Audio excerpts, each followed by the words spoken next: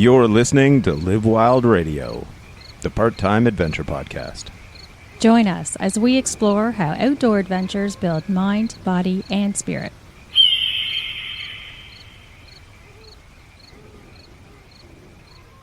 Before we get to the show, we're going to get you a deal on kettlebells.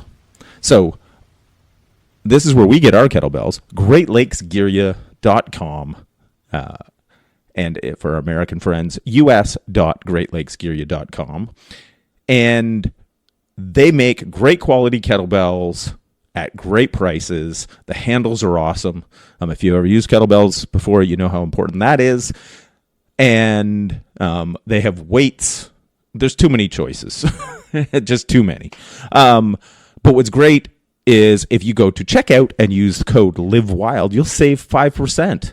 And that's a big deal because right now a lot of places don't even have any kettlebells. These guys have them coming out their ears. They're happy to ship them to you. Great guys to deal with. And in addition to the kettlebells, they've got all sorts of other fitness equipment, including barbells, dumbbells, weighted maces, all the fun stuff. So go to GreatLakesGearya.com, promo code LIVEWILD, and save yourself 5%. Welcome back, folks. You can hear in the background, we are not recording in our usual quiet little kitchen studio. We are at the famous Miguel's Pizza in, I guess, would you call it like Slade? Slade, yeah. You know, Slade's just around the corner. And our guest today is Dario Ventura. Now, I have a question. We'll start it off this way. Okay. Who's Miguel's named after? Miguel's is named after my father, which was also the name of his father, and I think also his father. So it's a long Portuguese name that's been passed down on the male side. Strong Miguel's in this family. So then, basically, you're like second generation. Yeah, I'm second generation, to America for sure. And the Miguel name always skipped a generation. So, like, if I have a son, I would need to name him Miguel, and then then the next kid would be Dario, and repeating. And it's always been that way through our family for some reason. Well, it makes it easy. Yeah. You know, I won't claim a whole lot of creativity there, but it's easy.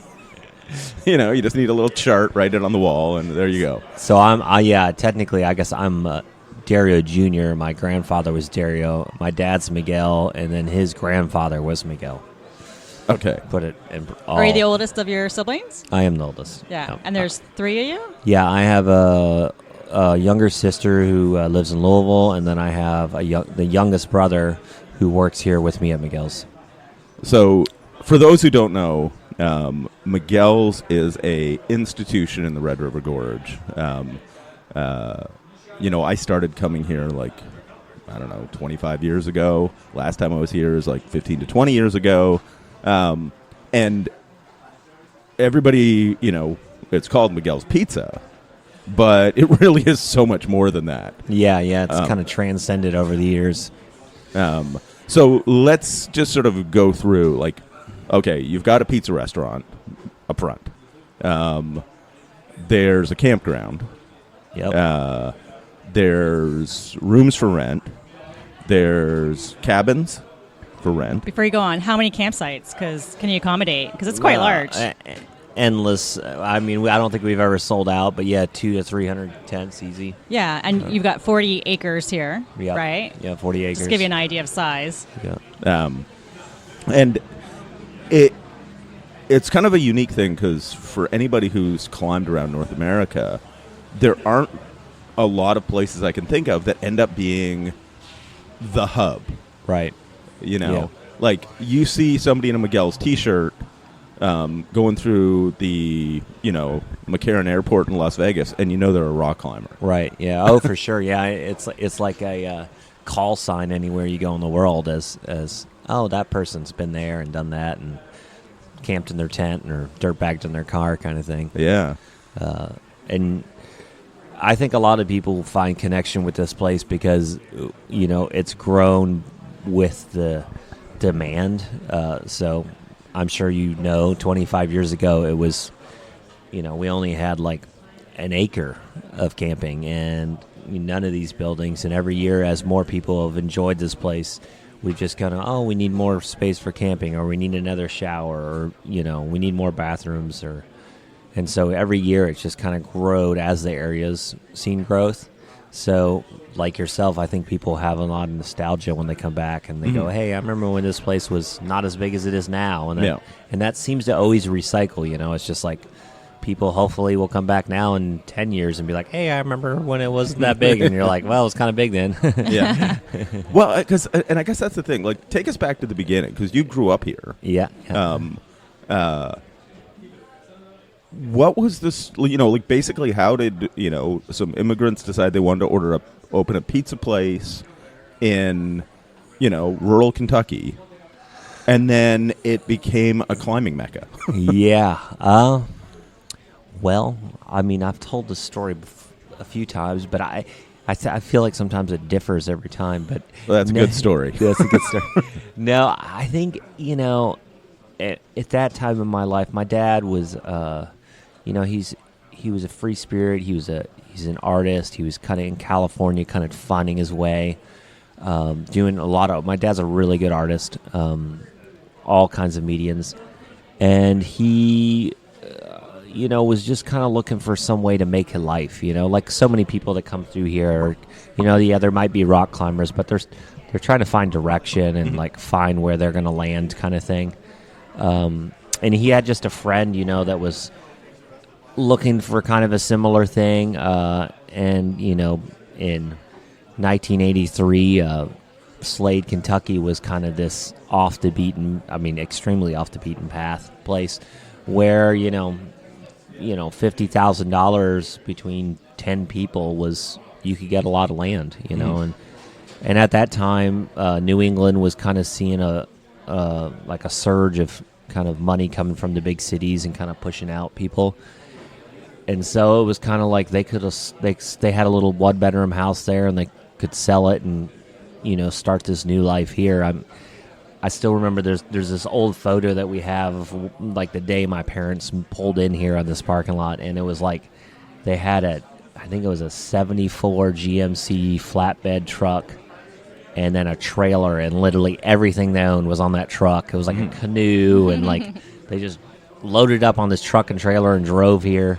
And the concept started out as this kind of like commune type living where everyone kind of had their own piece of land and they did their own thing, and but then reality kind of kicked in and people are like, well, we gotta make a living. And one of the guys ended up going to med school and actually becoming a doctor. The other one became a massage therapist. The other one actually passed away, and so it just kind of all worked out. And there was this, what is Miguel's now, was this real, condemned building that was an old school kind of famous John 'em Down store in the community, like this weird, like your country store, but like from way back in the day, like 40s, it sat here, and it was pretty popular. The lady that owned it was this local kind of jack of all trades. She was a school teacher. She was the mortician. She was the, she literally did it all from birth to death kind of woman. And she owned the John 'em Down store, and kind of this whole property here. But as time went on, she died, and then the place just kind of went into ruins. And my dad said, well, he was working, honestly, he was shoveling horse shit in Lexington at a horse farm, driving to Lexington, cleaning stalls. And, they said, well, maybe we can do something with this building. So, like any startup, you kind of just do what you can do. It's kind of a hole. Even when we opened, they did the best they could with this rundown building. And we started out serving ice cream. And, you you have to imagine in the 80s selling Haagen-Dazs in Slade, Kentucky was a little against the grain. But, you know, it actually caught on. We ended up having like 23 flavors of ice cream. And, you know, you'd come here on a busy Saturday in the early 90s, late 80s, we'd have a line out the door of people getting ice cream. You know, it was popping. It was like 35 cents a cone. We weren't making a ton of money because the profit wasn't very good. My parents were, at this time, were really involved in kind of the health food movement, and had this conscience that they were pumping Eastern Kentucky full of ice cream and literally serving people very unhealthy food at this time. We, at that time, Miguel's was also a co-op. So back then, with the company's Fork, which now is, I think, eventually got bought out by Whole Foods. But at that time, if you had a co-op, a semi-truck would pull up in front of Miguel's once a month, and it was a $200 minimum order. And we had like, I forget, it was like 15 families, you know, to make this $200 minimum order. And, you know, every month it was really this cool community thing. You know, everyone in the whole area would come from everywhere, you know, to buy 50 pounds of oats, you know. And these were people that literally, like, you know, at that time we were living on bulk grain, you know. It was, you know, it was just a way of life. It was totally fine, but so, you know, that was kind of the vibe, you know, back then. It was real, like, kind of just a small community. And then, you know, climbing just kind of just appeared. You know, there was no vision, oh, we need to be this climbing destination, or we need to cater to these people. You know, we were just anyone that come through the door. You know, back then it was some hikers, some naturalists in the area. But it was such a tight-knit family. You know, if you came here back then, you came here every weekend, and we knew you by your first and last name. You know, and there's photos of, like, you know, like my seventh birthday or something. You know, and it's just a bunch of strangers, really. But there were people that, you know, I was homeschooled here, so they were my friends. You know, so. It was just a real kind of wholesome, tight-knit, kind of the most random community ever. And it was really like, and I think, you know, you talk to people that now come back, you know, and they moved on in life, and I think that's what they embraced about this place, is that they would come here and, you know, just as kind of visiting, and then you know, then they were just kind of part of this random kind of misfit crew, you know, from all walks of life, and it wasn't forced, you know. It just kind of just something that was, I don't know, it was almost necessity at that time. You know, my parents were living on, you know, below poverty kind of level at that time, so, you know, we were anything, you know, just scratching to get by. But they had a huge garden, and you know, it was. We loved it, you know. It was, I mean, we had way more free time, and we had a great childhood because we were, you know, it was always with our family and gardening, and it is. I have no regrets in that. That's probably the best time of my life, I would say, yeah, for sure. But yeah, I guess that would get us to about 1990. That was kind of the landscape then. Yeah, because basically. It's one of those things where at some point, you know, obviously the climbers became the whole focus of the place. Right. And, you know, because it's one of those things, like your sign is climbers camping. Yeah. You know? Yeah. Yes. Yeah, and, you know, and again, that's like, I meet so many people in business that have, like, you know, it all planned out, and you know, we've really just kind of we're always looking for what is needed, and it helped. Both of my parents are extremely hard workers and embrace that, the challenge of hard work. And, it just is one of those things. I mean, I don't think we've ever ran advertisements type kind of thing. It was just kind of, and I think people just appreciated that it was people out in the middle of nowhere, willing to work hard, provide something for them without, reasonably. I mean, I'd say till 2000, it was $2 a night, and you slid it under the door, and it was very, it was a donation type process, and it just, you go out in the real world, and there's just not many places like that, and I think that's what it was. It was just this kind of, it's this place that people could go and be rock climbers, and there was, it's kind of their decision on how it played out. We weren't really steering how this place developed. It was just kind of, we were inside cooking, and I remember when we starting to make pizza, and we started getting popular. It'd be a 2-hour wait for a pizza on a Saturday night. Yeah, we'd probably only have 60 people, but our oven held 2 pizzas. And it was just my mom and dad working.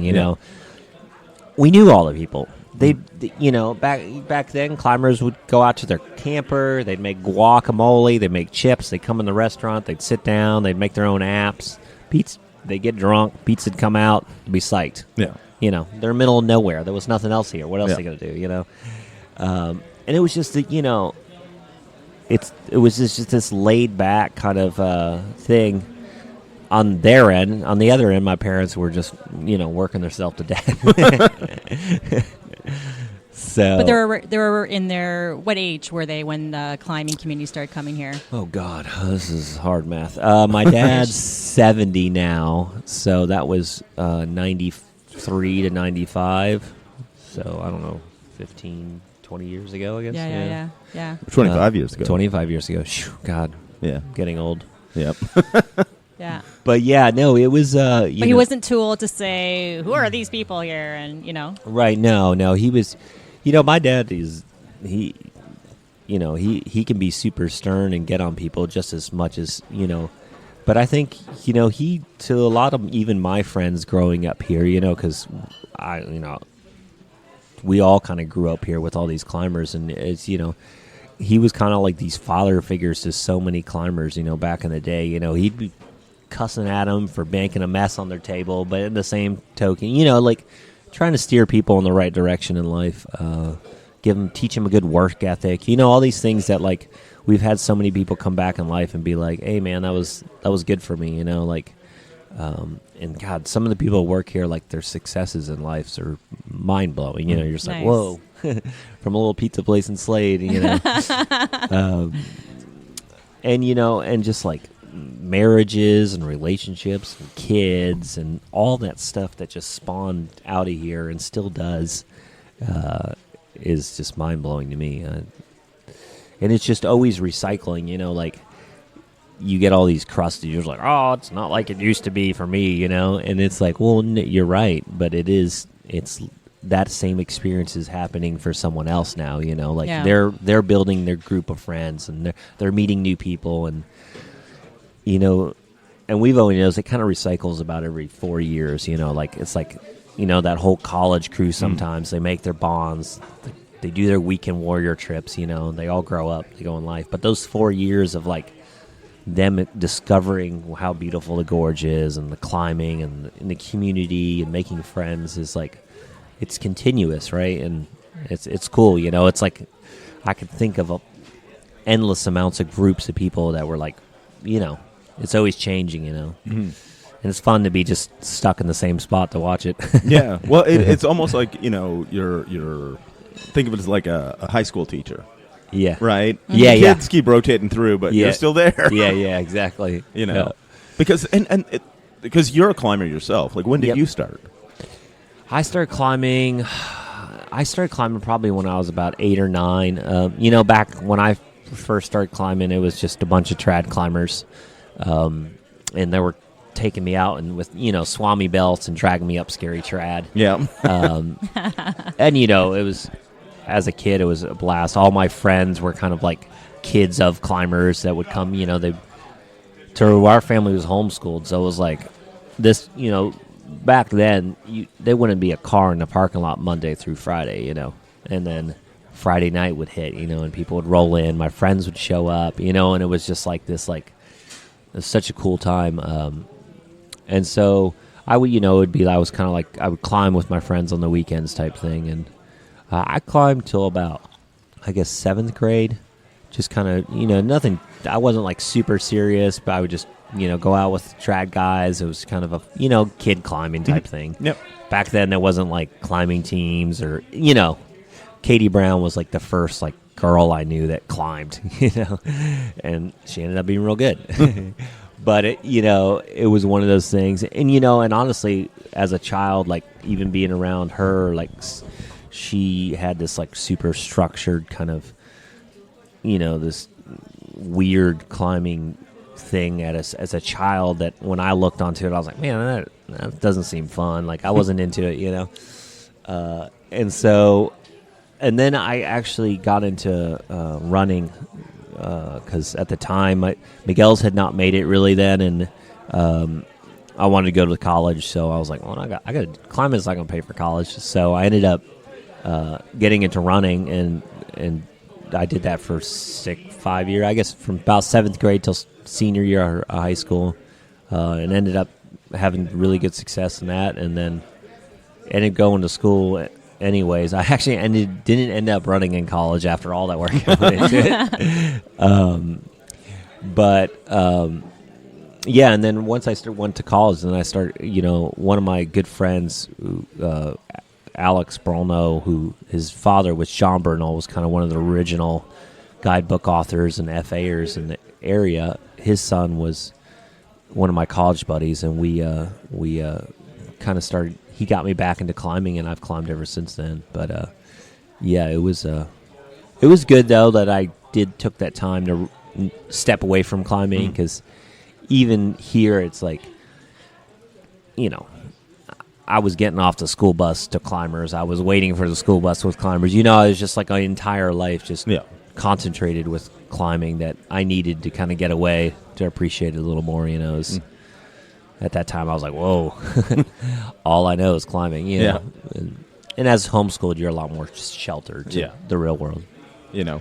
At what point did this area start to draw some bigger names or to the area? Well, I mean, late 90s, the rock trip came. I forget what year that was. It seems forever ago. That was like kind of the big spark, and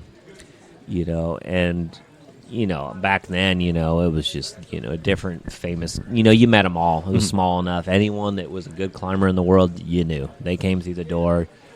Chris Sharma, you name the guy. They came to the Red. You got to meet him. You got to hike him out into the gorge, But, back then it was just like, it was just so much smaller, it's a whole different thing.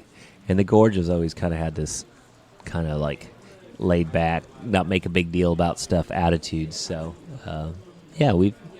I think we've been good welcoming stewards. Back then it was kind of like, I feel like people are still hearing about the gorge. Now it seems kind of like a run of the mill kind of name, but back then it was kind of like you'd still meet people who are like, oh, I've never heard of the gorge, Red River Gorge. Now if you ask a rock climber, have you heard of the Red Gorge? Of course, but back there it was kind of like almost this little hidden secret, Yeah, because the thing that a lot of people don't get from a geography or geology standpoint, because when they think of a gorge, it's like one river, one wall, maybe both sides of it, but like you'd think of that like the Colorado River making the Grand Canyon, right? You've got, but here it's all of these like side valleys and like there's crags everywhere, right? We were down Miller's Fork yesterday. Yep, that was an interesting drive. Yeah. It's like you're going down, and it basically it's like, well, I'm I hope we don't get stuck because there ain't no turning around. Yeah. And all of a sudden you pop out and then there's a parking lot full of cars and you wonder how like vans got down there and you know, because it is gnarly 4-wheel driving to get there. But then you've just got crags all over the place in that valley. Yeah. Same thing, like, you know, obviously Muir Valley's the outdoor climbing gym. Yep. Right. Yep. You know, perfectly signed. You've got tags on the wall telling you what grade they are. Yeah. No, I always think of this place as like a prime example of like a terrain map, you know, where it shows all the terrain. It's so obvious when you look here, like it's just, you know, and, you know, I've hiked a lot of cliff line over the years here, and it's just like, it's endless. Yeah. It's endless. There is a lot of bad rock here also, but there's also, you know, good rock. So it just kind of, you have to hike a lot sometimes to find the good, but it is, you know, it's fun. It's an adventure, and there's still so much out there, you know, and that's what's so cool about this area. It's boundless, you know, and it's not really always. It's not like restricted by you know, civilization always in or like, you know, national forest. There's just a lot of just cliff and. Yeah, you know, I just hiked some yesterday that I was just blown away. Like, I've lived here my whole life, and I was like, man, I haven't seen this area. And this is an area you probably, because wouldn't want to just camp anywhere because there's a lot of private property that's just posted. Yeah, no, you don't want to go on private property around here. Here I have a feeling you might get shot at. Yeah, you'll come out as a sieve. So, which is why, you know, having this kind of place here at Miguel's Pizza is really handy because, Well, it's a perfect. Because elsewhere, I mean, when we traveled in the Southwest, there's lots of BLM land that you can just, but that's not private. So, Yeah, and especially, you know, climbing now is generally accepted. You know, like it's advertised, and it's, you know, even in our state, people are familiar with it. You know, you have to imagine in the 90s. No one knew what rock climbing was, or even knew that there was rock climbing at the gorge, or especially in this region, you know, we're a ripple behind, you know, a lot of things. And it, you know, to people seeing a parking lot full of people from all over the country wearing spandex, you know, in 1990s with long hair. They're not going to feel real comfortable in a lot of places, you know what I'm saying? Eating like granola, you know, like it was really against the grain. And so, you know, this place kind of made them feel like they had this kind of safe haven, you know, where they could just, you know, and they could sit around a fire and get slammed till 2 a.m. and wake up and bumble off to a crag, and, you know, no one's going to say anything, and that's your thing, man. You know, this is what you're here to do. Give us $2. Yeah. But how did the locals treat them? Like, what was their reaction at the time? A bunch of crazy hippies. Yeah. But, you know, it's like one of those things. It's been cool to watch, like how, you know, I remember as a kid, people like, you know, look, you know, even when I was in school, like looking at what my dad was trying to do at the time, even just take climbing out at just, you know, this kind of ecotourism model, and just kind of looking down on it and kind of laughing like, you will never make money off those hippies. They don't got any money, you know. You know. And, you know, it's funny now, you know, fast forward, and now everyone's like, oh, we want to make money off these people, you know. You know, and it's just like, you know, it's come full circle. And, you know, you can be like, you know, bitter or something about it, but it's cool to see people, you know, see what you've done and then go, you know, and not believe in it, and then as you kind of prove them wrong and say, hey, no, this does work, and these people, maybe they're not coming here in Audis. Well, now maybe they are, but yeah, because there's a lot of nice cars in the parking lot. Every one of those camper vans is like $80,000. But back then, you know, it was Honda Civics with, you know, back seats folded down and their legs hanging out the back, you know, so it was hard to see the end game, and I don't think we saw that, you know, I don't think we ever sat down and envisioned that we'd have all these buildings and, you know, come to success. You know, it was just, you know, kind of go in every day, do your work, see what happens kind of attitude, and I gotta ask though, like you've still got camping for $3 a night. Yeah. And we're staying in one of your rooms. Yeah. 2 queen size beds. It's massive. It's bigger than a hotel room for 42 bucks a night. Yeah. Like, how do you make money without giving it all away? The restaurant. Yeah, the beer. Well, I mean, but the food's amazing. yeah, no, It's not expensive. I mean, that's the goal, right? You know, we wouldn't make money now if we weren't so busy, right? And, you know, it's kind of that's how it works. And I think we, you know, especially I've always fought for the campground to stay cheap because I think it's like, you know, you're not weeding people out. You're giving everyone kind of this opportunity. And then what they do with it is what they do with it. If they come in and buy food and make dinner or go to the gear shop and buy gear, that's awesome. But they can come here and kind of have this experience without being like warded away with, you know, a financial reason, you know. Mm-hmm. And if we can make that work, that's cool. Obviously, if you can't make that work, then, you know, you got to change it. But yeah, so for folks who haven't been down here, like we're just sitting down. What would you call this area? Like well, we call this the People Port. the People Port, yeah. So there's probably a good 24 picnic tables here, and people are eating. They're making, you know, they got their camp food here, so they've got their food. You've got places for them to store their coolers. You make it amazing. You've got laundry facilities. You've got showers. You got a Zen room up top if you want to stretch. Yeah. Like the lights are left on at night. As a woman, I felt very secure at night going down to the bathroom. Yeah, it's a communal bathroom. Yeah. Yeah. No, it's you know, it's meant to be what you just said. You know, it's supposed to be welcoming and work for this type of lifestyle.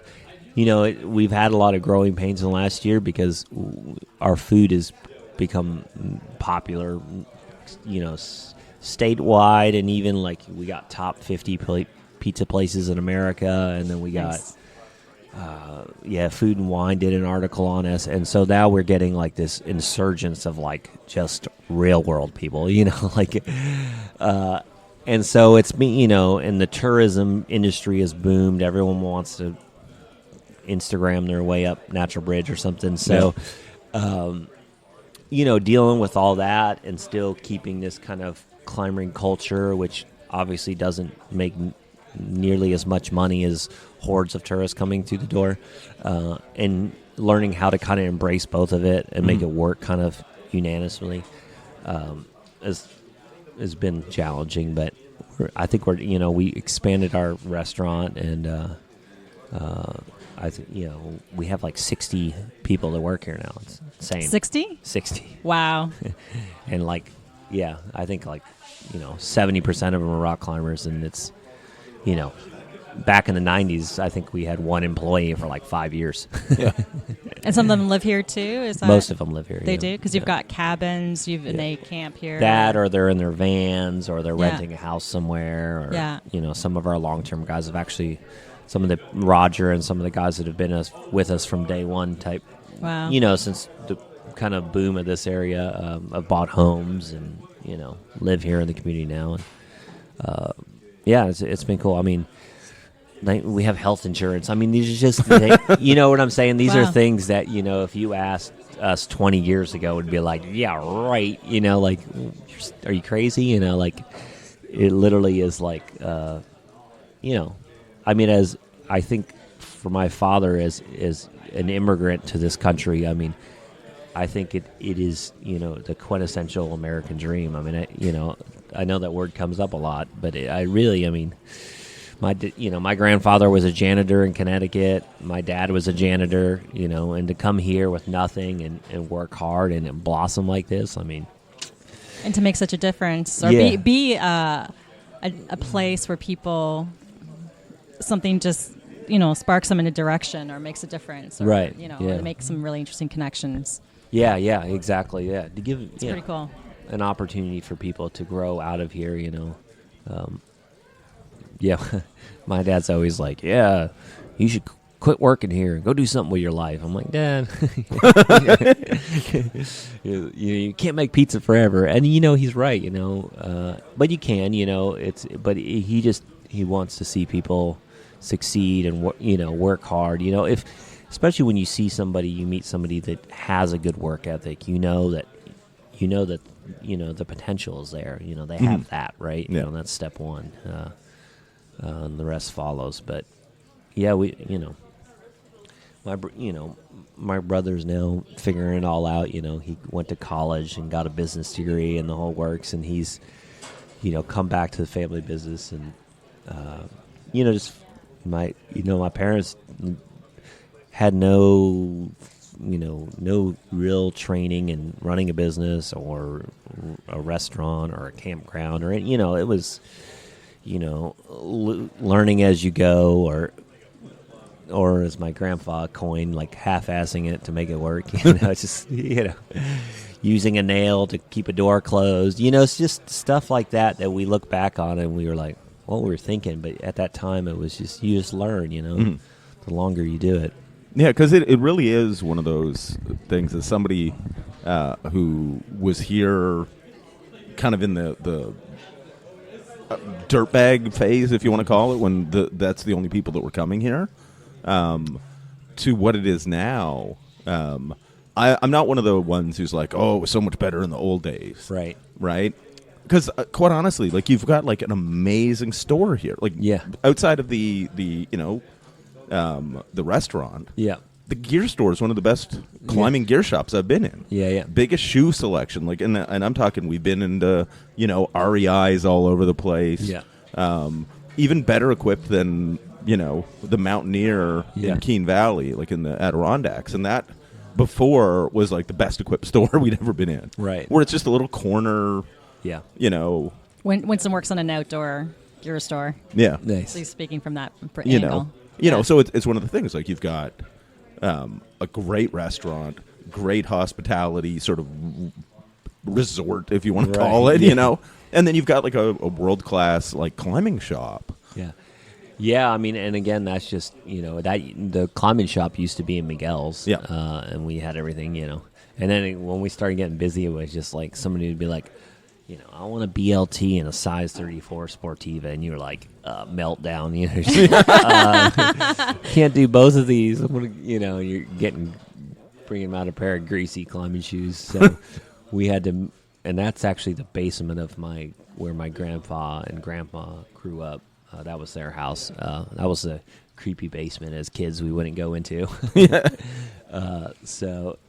that, I remember when I was a kid. Like, I remember we had a gear shop here back in the day. A friend of ours opened actually up in Miguel's, and it was a pretty thorough gear shop back then. And I forget the year, but we got robbed. Somebody busted through Miguel's and just took everything. This guy had taken out a loan to start his gear shop and kind of broke him. And then, we didn't have the money at that time to start up a gear shop. So I forget how many years, but there was no, like, way to buy gear. We sold chalk and stuff, and I remember at that time I had set up an account. I think I was like 12 or 14, but I had set up an account with some Omega Pacific because they had like this super low end account startup. It was I think it was $200 at the time, and I remember I bought $200 worth of single carabiners. And I would sell them out of my backpack in the parking lot here. The cheapest oval you could buy, Yeah. And I did that, and I remember like by year 3, I was almost to like $800 of Omega gear I was slinging out of the parking lot here, and it was awesome. It was just as a kid, it was like this, like, and then we opened, and then we're like, maybe the restaurant started doing a little better, and we started selling actual climbing gear. But it was funny. It was this little time where I was just slinging Omega gear. Yeah. But it's funny because they're not around anymore. Yeah, exactly. It's like somehow the climbing boom hit, and Omega Pacific couldn't stay in business. Yeah, they never updated. It's just like, because when you get all these other companies coming along that are like R&D departments and cool graphics. And I'm pretty sure like cartel members were making those in Mexico or something. We always heard rumors of how they got made, but who knows? But yeah, like it's one of these things that's so cool though, because if you go, to a lot of other big climbing areas, they don't have like this infrastructure, this community. Right. Right. And that's sort of one of the things, like, you know, for anybody that climbs, like, that's one of the things that people need to experience, because the climbing around here is amazing. Right. And it's endless. Right. You know, and the infrastructure for it, like, you know, and I think part of the reason is that they really embraced, like, a lot of the developers in this area embrace sport climbing. Yeah. Because it's so much more accessible than trad climbing. Yeah.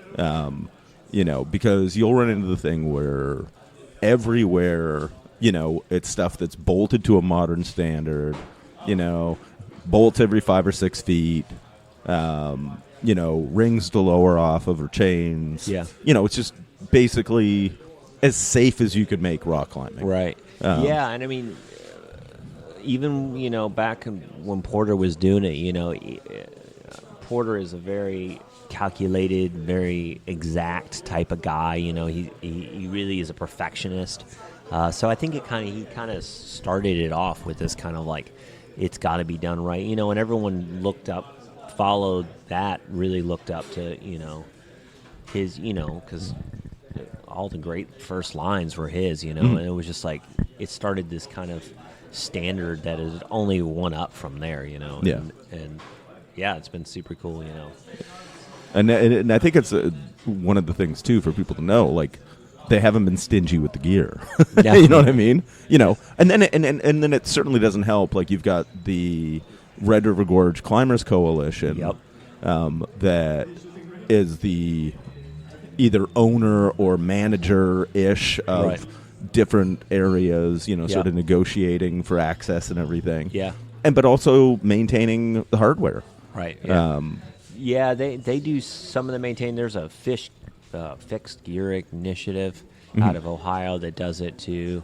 I don't know how much they actually do is maintaining it. They do more of that, and a lot of it is just like, you know, good people in the community that have bolted these lines that feel they have a responsibility to keep it up, you know. And but yeah, it's, you know, this community, you know, there's just so many facets of people now that contribute to this community. It blows my mind, you know. And there's even like whole different like groups of like people, you know, in general, like that alone, like there's these people, and then there's groups of these people, and, you know, and these are people that like call this home, you know. Even that to me is so strange, because back then it was just like one group of people, and now there's like all these different, like, and it's just cool. It's just like it truly is. It's just blossomed into this whole new thing. Well, and one of the things too that's really nice is that, you know, you go online, you can do your waivers for all the places. Yeah. You know, super organized. Yeah, most of it's free climbing. Like places like Muir Valley, the climbing's free, but you pay to park. Right. So if you can fit 10 people in your car, it's a buck a person. Yeah.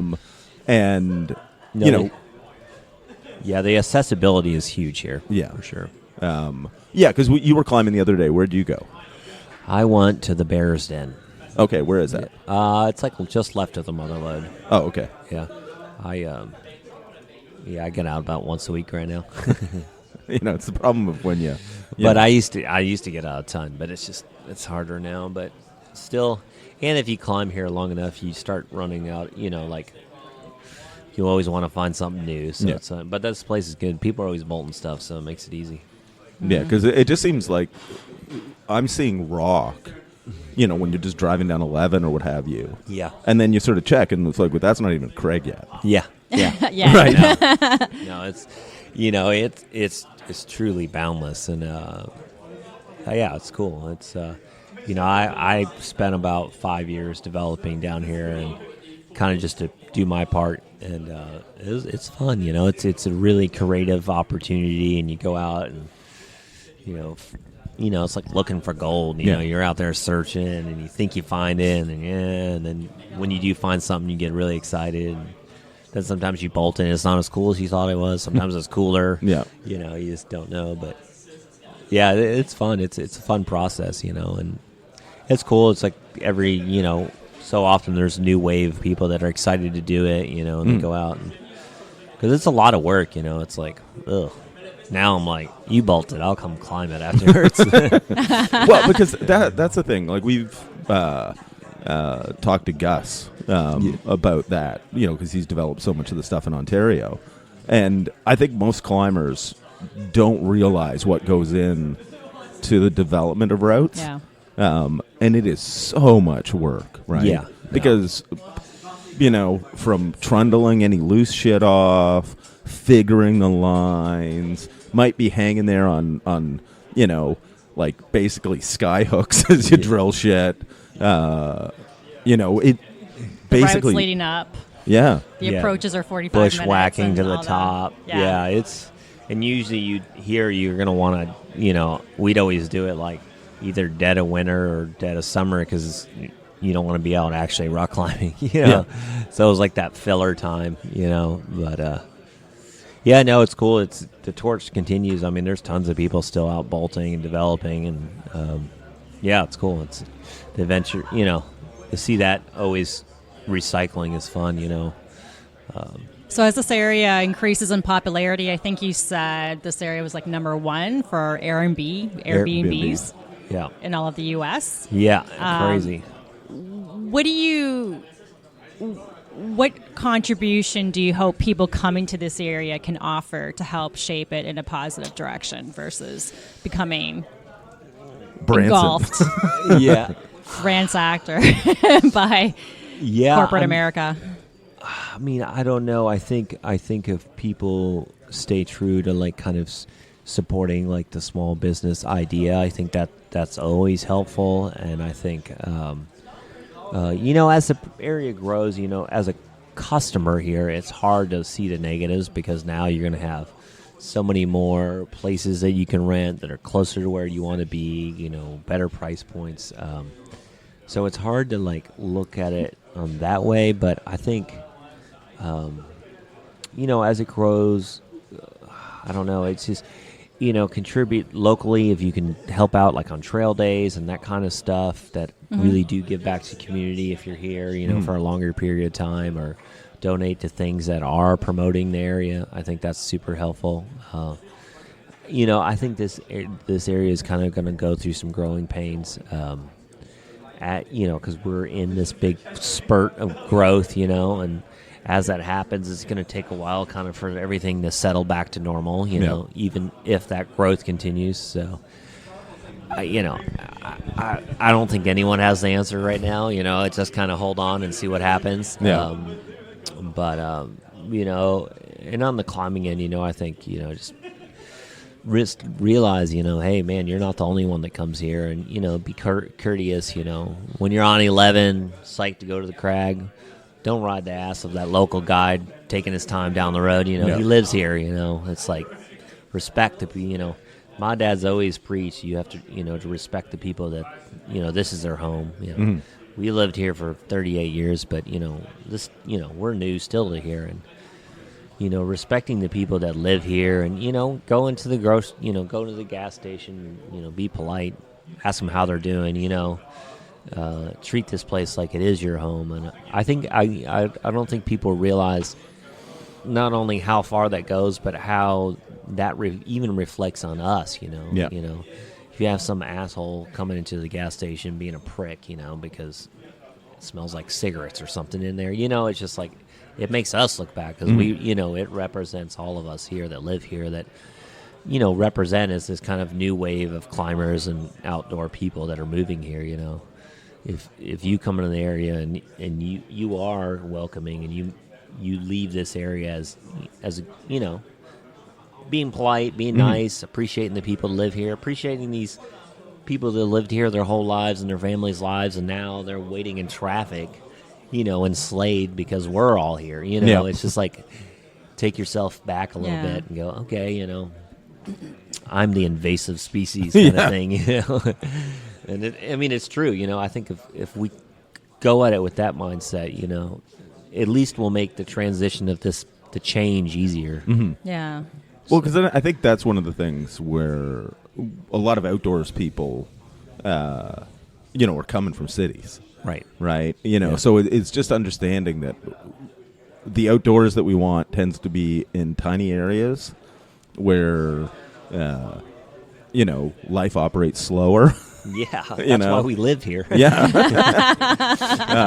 And it is. It's kind of like almost like this push and pull because, the locals want, they need to make a living, right? Any of the small businesses need people to come to them. Right. But at the same time, you don't want to turn it into like Niagara Falls. Yeah. Oh yeah, there's plenty of examples of what we don't want it to be. Yeah. But again, in our shoes, we've never really planned for what it would be, so it's kind of like, I don't know. It's just an adventure. Let's see. It's an adventure. You just kind of go, where will it take us? I don't know. Yeah, because and that's got to be like, because you've been here your whole life. Yeah. That's got to be really exciting. Just sort of to see it just sort of organically, like you keep putting new stuff in because there's a demand for it. Right. Yeah. Right. Yeah. No. Yeah. For sure. We've always just seen the as the opportunity presents, fill the need. Kind of attitude about it. No, we've never really projected or those kind of things where you're like. Something you would learn in business school, like, well, there's, in 10 years, we'll be here type thing. It was just kind of go with it kind of attitude.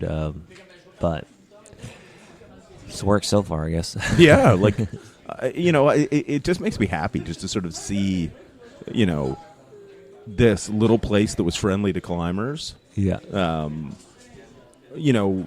See, in a sense, get rewarded for it. And it to the point where it's one of those things where it's like it's an institution. Yeah, yeah. No, yeah. I mean, it's mind blowing how larger than life this thing has come to. Even just our family. It's like I can go anywhere, and especially the state or in the climbing world, and people are familiar with like this place, and then that's just like. What? Yeah, but I think what I'm hearing and feeling and experiencing while I'm here, this place is a bit about values. Yeah. How you treat people and just what matters to you, and just I don't know. That's what I'm feeling a little bit. Yeah. And so it's hard to forget that. Yeah. That's good. That's a good thing. Hard to forget. Yeah. And I think that's the thing. It's like having a place where it's not that you're tolerated, but that you're welcome. Right. And as climbers, like there's so many places where at best we're tolerated. Right. Mm-hmm. Yeah. Yeah, that's true. Whereas literally the Camp 4 is the first thing that comes to my mind. Miguel's for years when people would come here, because climbers travel everywhere, right? And they'd be like, it was published eventually that this was like the Camp 4 of the East, So I grew up. Be like, oh, Camp 4 is like Miguel's. And then the first time I went to Camp 4, I was like, this is not like Miguel's. I don't know Camp 4. Where is that? Yosemite. Oh, okay. Yeah, you wait like over you. I mean, we had to get up at 2 a.m. and wait in line to get a campsite. And then you just wait in line at 2 a.m. And then she opens at 8. And then I actually was like third person up. And then no campsite, sorry. Shit. And then you go back. And then you have a two-week minimum or maximum that you can stay there, and it's just this super like stressful, like limited, and which I get because it probably got overrun. But it was just I was like, this is not like Miguel's at all. What are you talking about? It's not easy going. Once you're in, yeah. But yeah, like I think that's the thing because like. I know Yoakum's is trying to do a little bit of this at Seneca Rocks, but they'll never have the attraction just because it's so small. It's all sketchy trad climbing too. Right, yeah. And then, down in the Red River Gorge. Yeah, there's a place there. There used to be Rogers, used to be a place there that was kind of like Miguel's, much smaller, but he gave it up. Yeah. I think as people see, as climbing grows, I think more places like this will develop, throughout the country. Yeah, but it'll be somebody going into it going, oh, there's business here. Right, yeah. Like, I think that's the thing that sets this apart from anybody who kind of jumps on the bandwagon seeing a business opportunity. Right. Is that this grew with climbing. Yeah, 100%. right? You know, like really, like. But it was a sense of the values of your family that weren't to make a huge corporate dollar. Right. Well, and you still want to encourage and welcome people. Right. You know, at that time, it was like, you know, the reality is my parents, you know, they're always trying to make a living and, you know, they work hard to make money. But it was just one of those things that was like, at the time, you know, my parents, they've always just, you know, even to this day, we're very successful now. My parents live a very, you know, a very simple, you know, poor life almost compared. Their life is really no different than the same. They live in the same house my dad built in the 80s, and it's, you know, they've just always lived like personally. Their business has always been the wealthiest part of my family, right? Everything's always went back to the business. My parents, you know, they probably live on, you know, $25,000 a year. I mean, they literally just it's never. They're not materialistic people. They're, you know. We're always pushing to be more because we're like, God, enjoy life. You know? Yeah. My dad's finally retiring now, and like he wants to get into fishing. He just got a boat, and he's like, it's probably the only thing I've known he's ever bought for himself in his life. You know, I'm just like, dude, come on, man. You know, but you know, they've always lived. You know, like, you know, it wasn't about, you know, so many people open businesses and it's about what's in their bank account. It was never that here. It was what's in the business's bank account and what do we need to get by. And other than that, it didn't matter. You know, it's just, and every year, you know, we've made a little more money. It's went directly back into the place. It shows. And I think that's the, you know, that's what has made it work for so many years, is that it's always reinvesting in itself, you know. Yeah. And that's the only way you kind of keep up with growth. You know, you're always reinvesting in yourself. You know, we've never stepped that. If there is one thing that we've always focused on, it was that would definitely be it for sure. So today is Thursday, Mm-hmm. and which means opening night, or not opening night, but your restaurant's open tonight. That's So- what I'm alluding to. yeah, that's because that's where we're going for dinner tonight. Yeah. So let's talk about the family's kind of expanded. Yeah, right? yeah. So tell us about your restaurant. So, a few years ago, I was my brother was coming back from college to work here full time, and you know, we kind of saw this opportunity where he could kind of, you know, I was working here full time at that time, and we saw this opportunity where if he kind of filled my shoes, I could kind of do something else, you know, and I've always really enjoyed cooking. And I always kind of had this vision of like something a little different in this area. I felt like it needed something just with a different feel to it. You know, I was like, man, I wonder if I could do this kind of thing. And then this property came available with this old barn on it. And I was like, man, I could gut this thing and make this kind of into this cool restaurant. You know, and my dad is an artist, and like we all kind of have this different weird creative gene, and it kind of plays out differently in all of us, and so creation is really something that we all enjoy and desire, and like making something and having that vision, and you know, that's the fun part of it, you know, like coming up with something and seeing if it works type thing. And you know, I presented and I was like, all right, see if I can do it. One of my good friends was like, hey, I'll help you out, let's make this happen.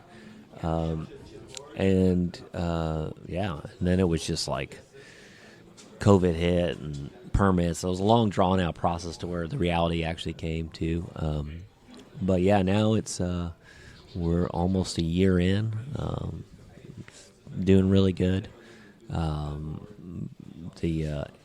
You know, and it up there, it's a little different. I'm trying a little different concept. It's kind of like, you know, we're going for a fancier experience, but we're also like paying a lot more for the staff, which in this area is it's waiters make like $2.25 an hour or something here. We're paying them $8 an hour plus tips. So like it's kind of a weird concept for the area to see if it works. I don't know if it will work yet.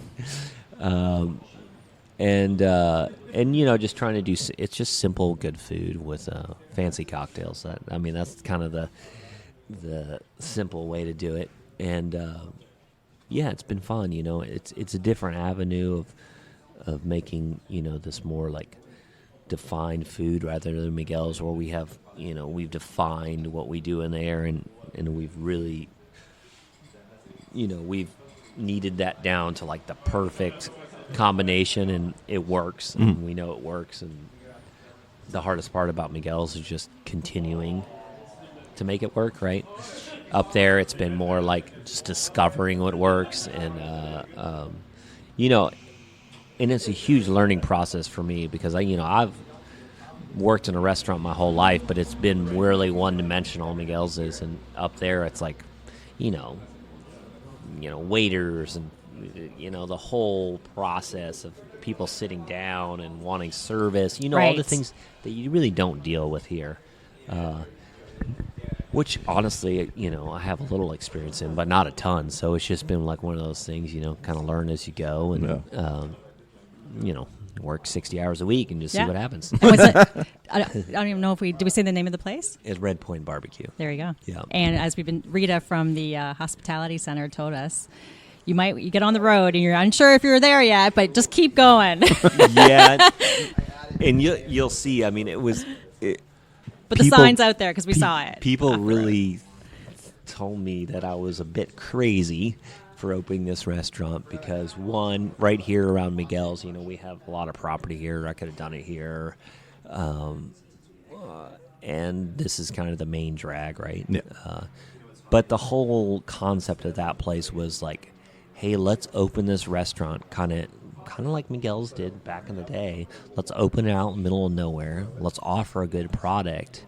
And I think people will come, and what will make it cool is that you do feel like you're in the middle of nowhere, right? That is a feeling, like that is experience in itself, that so many reviews are off the beaten path, hidden gem, these things where like you're unsure, you think you're lost, and then you come into this place, you're like, oh wow, this is cool. Like that whole mindset that goes into it makes it memorable, and I think that just like you see all these chain restaurants like using barnwood and like all this stuff that now has become oh, let's make this place look old, right? Because people like going into these old family rundown restaurants because it makes them feel a certain way. Now they try to replica that. It's just like creating experience, and that was the goal.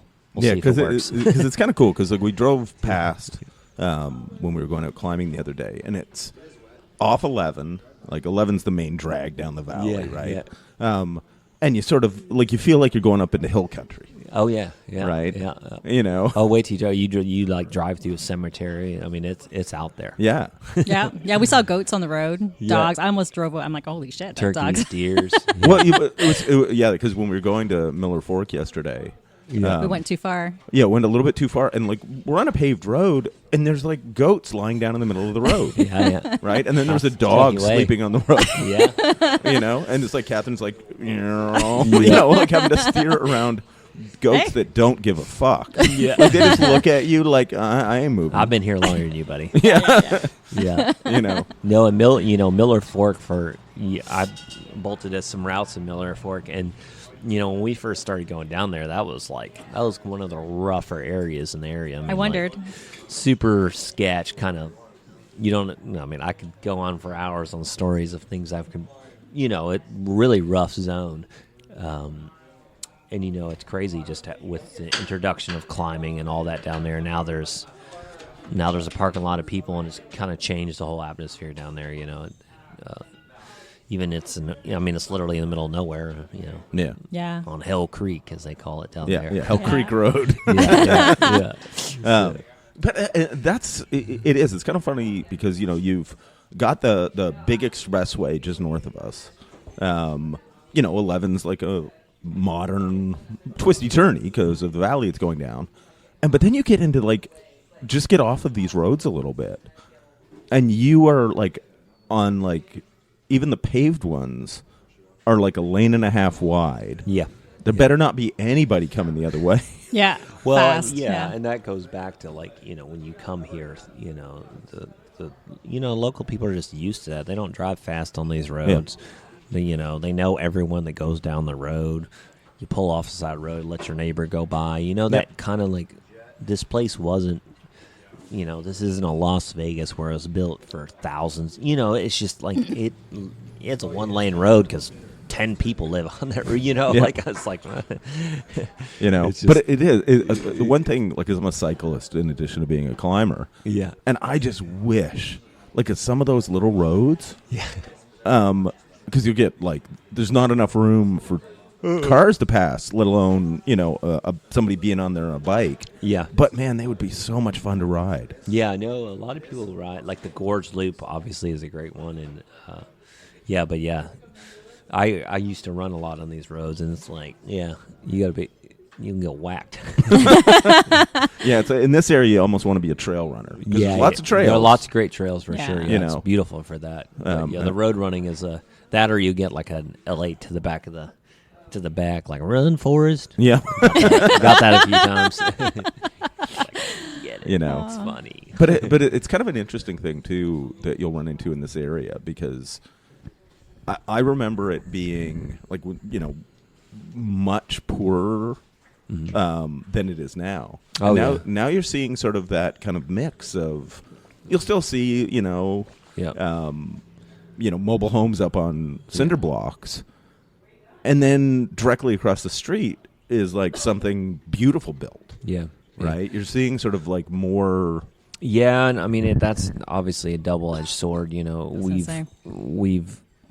I've been on some boards lately, and we've pushed for that kind of like, how do you tackle that problem? Because this place is blowing up. Everyone wants a cabin here. Everyone wants a lot.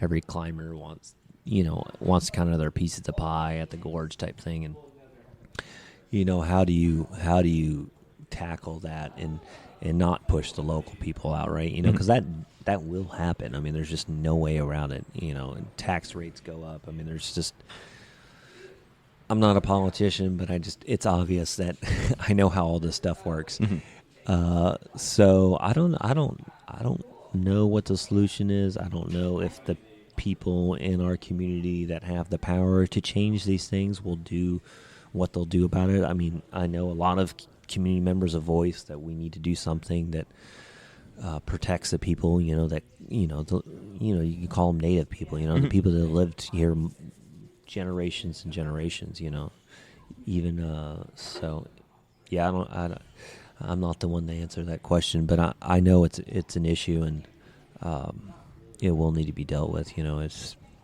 because when they're talking about protecting the people, is that the idea of just being able to continue living here, right, and in an affordable way, right? Yeah. So can people pretty much, if you have lots, are there strict requirements about buildings on those lots? Because a lot of people hopefully have. It seems like they have quite a bit of land, right? No, there's no requirements. I mean, it's kind of a free for all here on what you do, which, as people that live here, right? Because the reason a lot of people moved to Kentucky over the years, it was this kind of Wild West of, I'm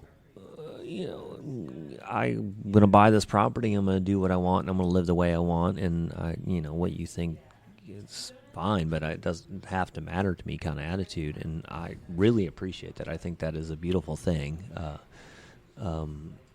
And people obviously are going to, if an area starts growing and people come in and want to say how the place should be, if you've been here a long time, you're wait a minute, I've been fine way before you got here, what are you telling me, So I understand. Why should I accommodate you? Right. Why should I accommodate you? Right. And so, these are all things that need to be discussed and figured out. It's a hard one. It's, I mean, there's something, what's attracting people to this this area, I think, has a lot to do with the experience, the outdoors, the way of life, right? Right. And people can find those common values, going back to that, to what you've created, what attracts people here to Miguel's, right? Right. To this Yeah. community, and how can people protect that and be aware of what their impact is? Yeah, and there's been proposals, like, for, especially on like property tax. That's a big one, like maybe, some type of protection that protects people until they sell their property. Like if you want to stay there, so the inflation of property tax doesn't push you out type thing. But, like, I don't, that change, who knows how that'll happen. I don't know. I try not to get in politics and just make food. Well, I think, if you buy property, it's for you, not for you to rent out to other people who Right. really don't have that connection to the Right, area. yeah. I think that Yeah. would make a difference. But then, Who knows? It's- obviously that's not what other people are doing if this is the Airbnb capital. Oh, I mean, it Yeah. is blowing up. I mean, people are buying land cash unseen, cabins cash unseen. I mean, it's really, I know it is a big concern with the whole Airbnb thing, but I think hopefully this area will just implode really quick, right? And then kind of the cream will rise to the top, and then all the places that are closest to the destinations and honestly do the best job will kind of rise to the top, and then maybe it will be oversaturated, and the people that aren't making an Airbnb will revert back to like monthly rentals, and and then that will kind of fill that void of people that live here, Yeah. But I think the train's rolling right now pretty fast, so I don't know.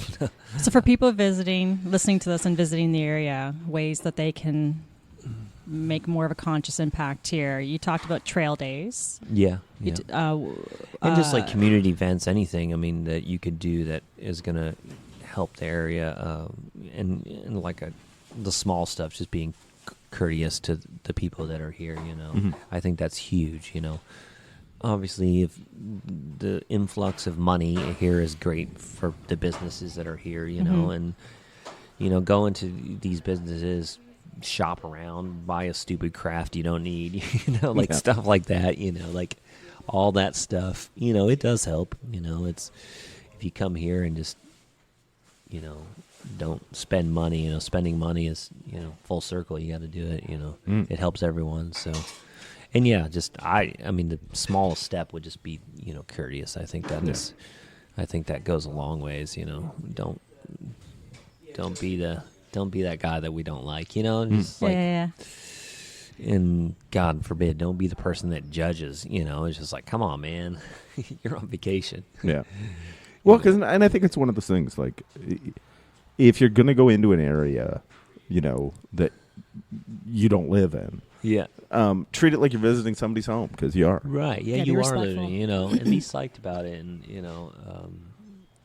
and I think that goes a long ways, Well, and the fact is, if you're going, on a trip, the idea that things aren't like they are at home, Yeah. that's exactly what you're looking for. Yeah, exactly. And sometimes that's just better for you to keep document with your eyes and not your camera. Yeah. No. Do you know what I mean? Yeah, no. If it isn't like your home, that's fine too.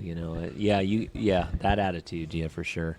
But just be respectful, because I can Right. see people stopping to take pictures of things that are really different. Yeah. And I'm being disrespectful. Yeah, no. You But know. on that note, I know you've got 1,001 things to do today. Yeah, because you got a restaurant to open in a few hours. 4 o'clock. Yeah, I still got to run to Kroger's, and But we want to thank you for taking us No, it's been a in on pleasure. a dime or on a last minute. Yeah. Gosh. I could sit here and talk for hours, but we go all down all kinds of wormholes of this place. But Yeah, but it is. It's one of those things, like I said, like that people, listeners, if you haven't been, if you rock climb, you must come. Because if you're in the Toronto area, it's a 9-hour drive. right. It's one of those things. Like, you obviously have a long history with Canadians coming and visiting. Yeah, for sure. But, for the ones that, because there's always new climbers coming along, this is one of those places you should make the pilgrimage to. And it's super, the beauty about the growth of this area is that it is super obtainable to every type of kind of setup. You can literally come here now with your your 1-year-old and your 3-year-old, and hell, your parents if you want to, and you can rent a cabin and you can kind of do it plush and not have to like super, rough it kind of attitude, which again, that makes it more obtainable to other people, like let's say, you got that kid and you're not going to want to camp, and so that is cool about this area, that it has become like, or maybe the weather looks bad and you still want to go, but you don't want to be in a tent type thing. There's just so many avenues that make this place good, Yeah. And then for those of you who, whether out of financial necessity or, the nostalgia of roughing it, it's $3 a night to camp. Right?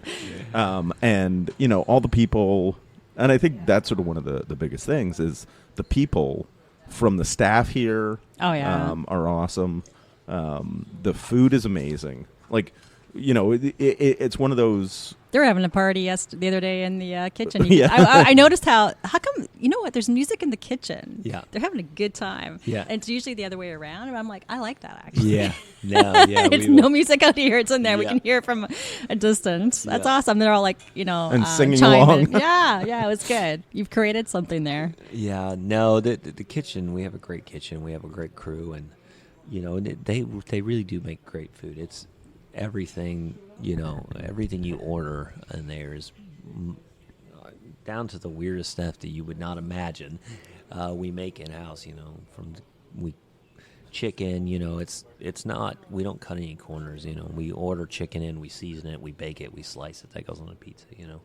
Normally that comes in a bag and you put it on the pizza. I like that. Yeah. So we take a lot of steps. All our bread's made next door. We have a little bakery. All our tomato sauce we make over there also. All our cheese we grind fresh in there. So it's like we don't cut any corners on it, and I think that goes a long ways. Yeah, because quite honestly, when it comes to the pizza, you guys have like 1,000 million topping options and all that kind of stuff. But you run into the thing. Like, do you have like a brick oven or? Well, I can show you guys our oven, but we actually updated our oven when I built this addition here, and that we traveled all over the country looking for a pizza oven, because originally we had these just deck stone ovens. We had 6 of them, and back then we didn't have like proper ventilation or AC. So I mean, me and Roger and this other guy, you would sit there on a Saturday weekend, and I think at that time we could hold 30 pizzas at once between all the ovens. But it would be like 110 degrees in front of the oven. You're just sitting there, just drenching and just pounding water the whole shift. I mean, it got so bad through the summers that our shirts, if you wore a black shirt, they would be almost white because the salt would condense on the exterior of your shirt because you sweated so much. So we were realizing that was a sign. Yeah, they're like, Jesus, what are we doing then you're ourselves? Popping electrolytes. Yeah, it was like, man, this is harsh, So we actually flew to Vegas. We flew all over the country looking for like an oven, because it was really hard. We were super picky. We were flying dough and airplanes and the whole gauntlet, trying to find like what would be like a comparable oven. We found in Chicago what is kind of an outdated oven, but was huge back in the 50s, but for pizzas, and then it kind of the footprint of restaurants had to get smaller, so that's when deck ovens kind of became more popular, and then recently conveyor ovens. But the oven that we bought is actually big in the bagel industry now, and it's a conveyor, or it's a rotating stone oven, so it has like these big decks that run on these big wheels, and it like rotisserie styles around, but it's gas fired, so it's pretty much this giant insulated room with these huge stones on it that rotate around. And I think that oven currently holds 54 pizzas, and then we have another 2 deck ovens that we turn on that we're busy to hold another 12. So on a Saturday night, we're cooking at one point 50 to 60 pizzas at once. Oh my gosh, it's pretty. I mean, it's that kitchen is it's its own world. It's a machine for sure. And so then but that puts off no heat, so it's Nice. a whole different world, Yeah, I'd So- love to see that. So Dario gets to dress nice again. Yeah. Yeah. No, we get all nice in our kitchen, and I stopped working in there. That's how it works. Yeah. Some of the guys, Roger and Adam, some of those guys still, they worked in the, the storage shed kitchen that we used to have, and it's a whole different world now. But yeah, so for listeners, if you haven't made your pilgrimage down to Miguel's to climb in the Red, you should.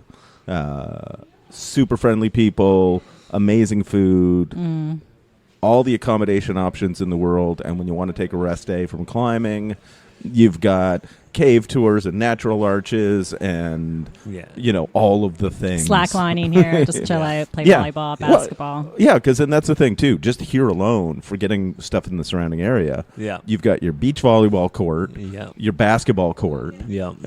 And who did you learn to play basketball from? Well, one of the first refills would be Sonny Trotter, a Canadian guy. Yeah, who's like one of the best climbers Canada's ever produced. Good dude, and he was just another kind of guy that would show up from Canada and spend a season here, and just as a kid, just another person you meet, and you're like, oh man, this guy's cool, and he teach you basketball, and it's crazy how it all plays out. Yeah, and basically you've got the foosball.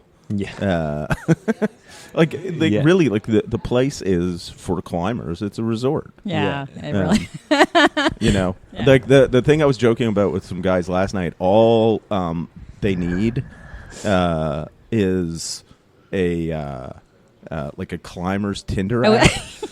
Right, and you just set your radius for like 1 kilometer, and you know that they're in Miguel somewhere. I'm all for that. It's a whole. Like, see, there's the next business for you. Get a developer on board. I think back in the day, the climbers' Tinder was the campfire. You know, it was like you all went to the campfire, and then it was just like last man standing. Do you have a campfire now? Yeah, where's it? It's just over here. But is it?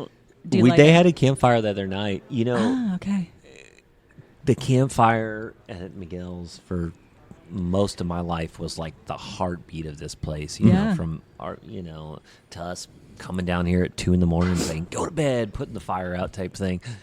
And it was the light. But if you came here, you showed up, you came to the campfire, you said hi to everyone, you went along your way, or you had some drinks, and then the minute internet rolled into town, the campfires slowly faded. I mean, we still have a campfire, but it's just like, people get on their laptop, watch a movie, or, it really did change the whole atmosphere of this place as soon as internet. It's crazy. It's just wild.